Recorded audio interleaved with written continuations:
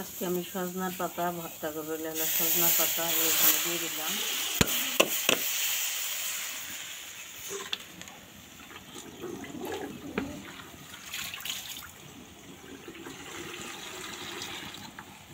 আজকে আবার নাকির চুলায় রান্না। এই যে এখন এখানে পানি দিয়ে দিলাম।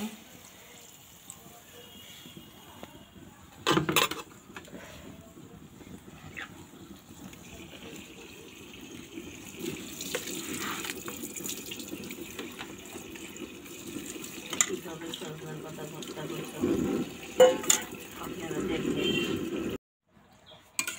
এখন এখানে আমি একটু লবণ দিয়ে দেব। এখানে একটু লবণ দিয়ে দেব।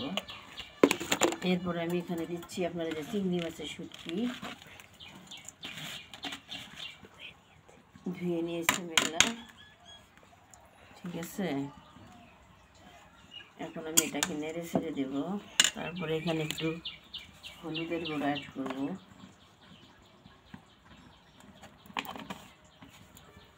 এখন আমি এটাকে নেড়ে ছেড়ে ঢেকে দেব। তারপরে আবার এখানে আরও কিছু দিতে হবে, সেটা একটু পরে দিতে হবে, ঠিক আছে। এখন আমি এটাকে ঢেকে দেব। এখন আমি ঢাকনিটা খুলে নিচ্ছি। এখানে আমি দেব কিছু কাঁচামরিচ, কাঁচামরিচ দেব।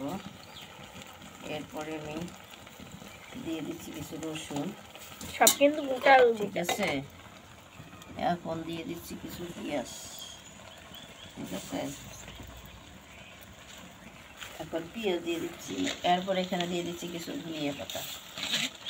আপনারা আমার ভিডিওটা দেখেন, বেশি বেশি করে লাইক করবেন, ঠিক আছে। এখন আমি এটাকে নেড়ে ছেড়ে দেবো। দেওয়ার পরে আমি এটাকে ঢেকে দেব। এটা সিদ্ধ হলে তারপর পাটাতে বেটে ভর্তা করতে হবে। আপনাদের ওটাও আমি দেখিয়ে দেবো ইনশাল্লাহ, আপনারা আমার সঙ্গে থাকেন। এখন এটা সিদ্ধ হয়ে গিয়েছে। এখন এটার মধ্যে আমি তেল দেব, ঠিক আছে। এখন এটাতে তেল দিয়ে ভেজে নিব। আপনারা ভিডিওটা দেখেন, আমার প্রায় এটা হয়ে এসেছে। এই যে এখন এখানে নিচ্ছি, নিয়ে আমি ভর্তা বানাচ্ছি, বাটতেছি। এই যেভাবে বেটে ভর্তাটাকে খেতে হবে। অনেক মজা লাগে এই ভর্তাটা খেতে। ভর্তাটা এই যে হয়ে গেছে। এখন আমরা এটাকে খাবো। ভর্তাটা এই যে হয়ে গেছে। এখন আমরা এটাকে খাবো।